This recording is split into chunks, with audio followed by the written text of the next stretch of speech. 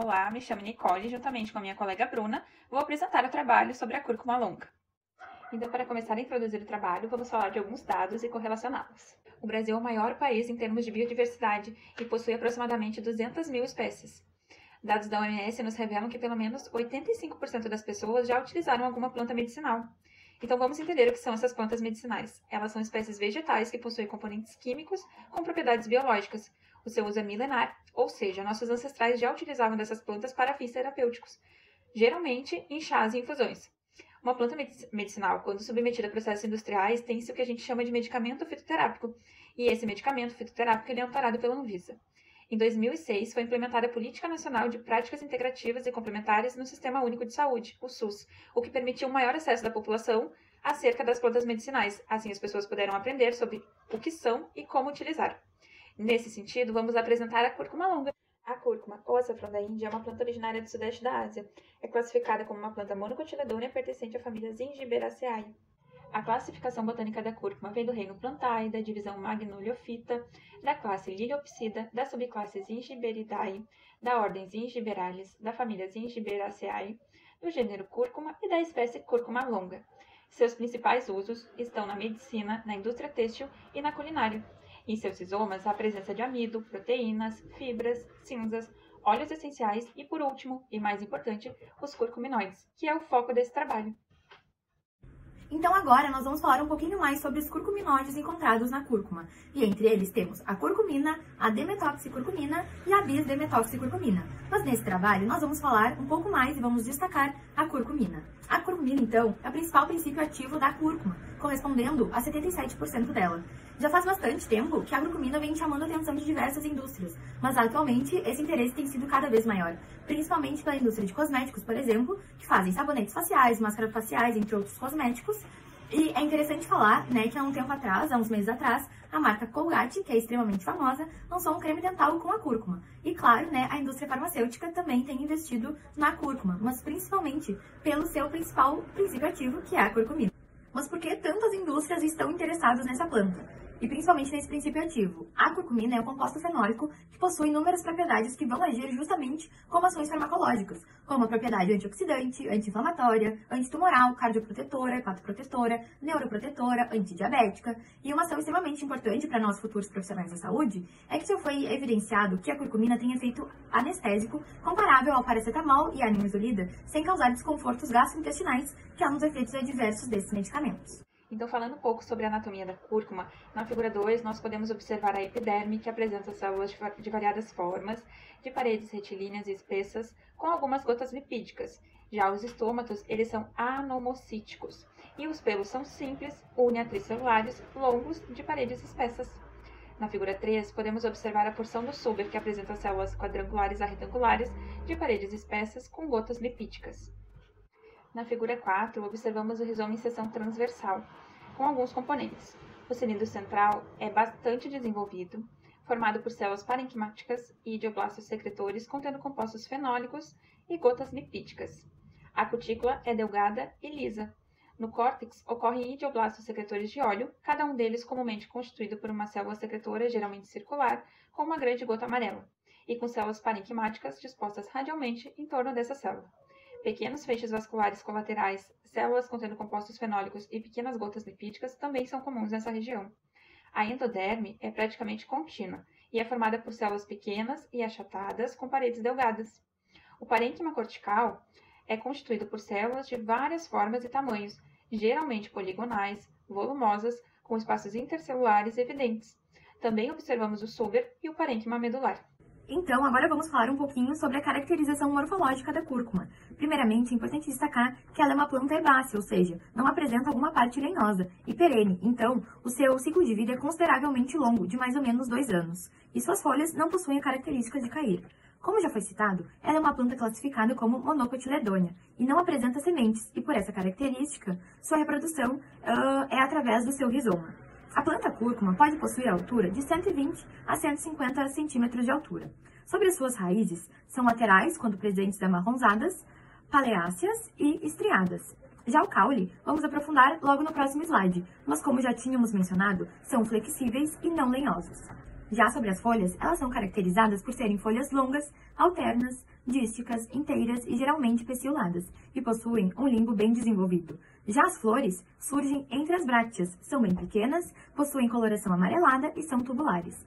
Um ponto importante de se destacar é que na parte de cima da inflorescência, as brácteas são bem ornamentais. Então, a planta transforma as folhas em brácteas coloridas e vistosas, com o intuito de atrair polinizadores para as pequenas flores, porque se a planta dependesse somente das pequenas flores que possui, ela não chamaria tanta atenção dos polinizadores.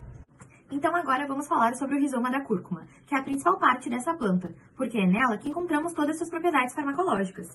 O rizoma é um tipo de caule subterrâneo que cresce horizontalmente ou rente ao solo. Apesar de ser parecido com uma raiz, o rizoma apresenta gemas e por isso é classificado como caule. O rizoma da cúrcuma possui coloração amarelo-parda e amarelo-acastanhada extremamente intensa e característica dessa planta. E é justamente na pigmentação onde encontramos os curcuminóides que já mencionamos anteriormente. O rizoma tem suas características bem definidas, então possui sua superfície lisa, com cicatrizes anelares provenientes das bases das bainhas foliares, cicatrizes irregulares provenientes das ramificações laterais e pequenas cicatrizes arredondadas de raízes. O rizoma é dividido em duas partes. O rizoma principal, que é ovalado ou arredondado, e possui até 12 cm de comprimento e 5 cm de diâmetro. Já os rizomas laterais possuem a forma cilíndrica e alongados, e nas extremidades são arredondados, e possuem de 6 a 15 cm de comprimento e 1 a 4 cm de diâmetro. Ainda é importante destacar que a sua fratura é lisa, gelatinosa e com coloração intensa, com pontos mais claros, dispersos, correspondentes aos feixes vasculares. Em secção transversal, conseguimos observar duas zonas, uma região cortical estreita e mais clara e o cilindro central, cuja medula é bem desenvolvida e alaranjada. E essas zonas são separadas pela endoderme. Ainda é importante destacar que pelos longos são visíveis com auxílio de lente, tanto nos rizomas quanto nas raízes. E ainda que as bainhas fibrosas podem acompanhar o rizoma principal. A curcumina, então, destaca-se na literatura pelas suas ações antifúngica, cicatrizante, antibacteriana, analgésica, anticâncer, hepatoprotetora, antioxidante e principalmente anti-inflamatória. As pesquisas mais comuns com a curcumina envolvem doenças de artrite, Parkinson, doenças do trato digestório, dermatite, diabetes, doença renal, Alzheimer e ainda toxicidade por quimioterápico. Agora vamos falar um pouquinho sobre a relação da doença de Alzheimer e a curcumina. Então, primeiramente eu gostaria de mencionar alguns dados da Organização Mundial da Saúde, que nos alerta que no Brasil o número de pessoas vivendo com demência deverá triplicar até 2025, e 70% dos casos de demência são causados pela doença de Alzheimer. E esses dados alarmantes já nos revelam a importância de estudar essa doença. Então, a doença de Alzheimer é uma doença neurodegenerativa progressiva e ela é considerada uma doença multialvo e extremamente complexa. E por isso, sua fisiopatologia ainda não é totalmente compreendida. Porém, já se sabe que alterações bioquímicas, como os emaranhados neurofibrilares, que compreendem a hiperfosforilação da proteína tau, em conjunto com as placas beta-amiloides, que têm como composição a agregação anormal desse peptídeo, estão diretamente ligadas com essa doença. Além disso, já se sabe também que a disfunção de alguns neurotransmissores também está presente nessa patologia, como alterações de glutamato, dopamina, serotonina, noradrenalina, mas principalmente o neurotransmissor acetilcolina, que é o principal neurotransmissor envolvido no processo de aprendizado e memória, e a acetilcolina se mostra diminuída no cérebro de pacientes com a doença de Alzheimer.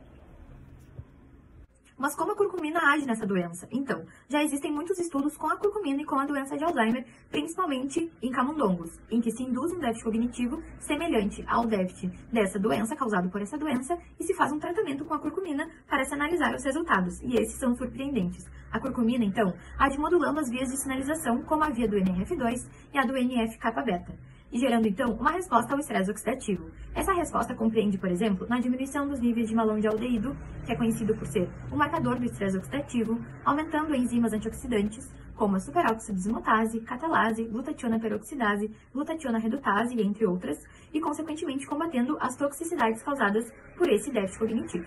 A curcumina também já se mostrou eficaz em diminuir a enzima acetilcolinesterase, que é justamente a enzima que degrada a acetilcolina. Diminuindo os níveis dessa enzima, não vai ocorrer a degradação desse importante neurotransmissor, permitindo que ele fique por mais tempo na fenda sináptica. Inclusive, os principais medicamentos utilizados para a doença de Alzheimer são anticolinesterásicos. E por fim, e uma das principais ações, a curcumina age inibindo a agregação de placas beta-amiloides, justamente as placas envolvidas na fisiopatologia dessa doença. Então, diante desses resultados, percebemos a eficácia da curcumina na doença de Alzheimer, agindo então como um promissor alvo farmacológico. Então aqui nós trouxemos um estudo que relaciona a atuação da curcumina na diabetes. A diabetes mellitus 2 é uma doença metabólica caracterizada pela hiperglicemia e pela deficiência na secreção de insulina.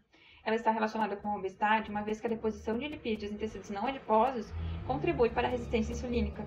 A insulina é um hormônio produzido pelo pâncreas, que atua no controle da glicose sanguínea através da redistribuição da mesma pelo transportador GLUT4.